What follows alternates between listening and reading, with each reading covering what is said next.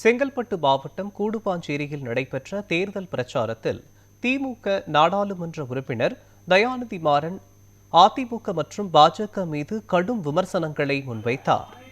மதச்சார்பற்ற முற்போக்கு கூட்டணி சார்பில் போட்டியிடும் வேட்பாளர் கார்த்திக் தண்டபாணிக்கு ஆதரவாக பிரச்சாரம் மேற்கொண்ட தயாநிதி மாறன் தமிழகத்திற்கே துரோகம் செய்தவர் எடப்பாடி பழனிசாமி என குற்றம் சாட்டினார். மேலும் அன்புமணி ராமதாஸ் பற்றியும் கடுமையாக விமர்சித்த அவர் அதிமுக பாஜக கூட்டணி தமிழக நலனுக்கு எதிரானது என கூறினார்.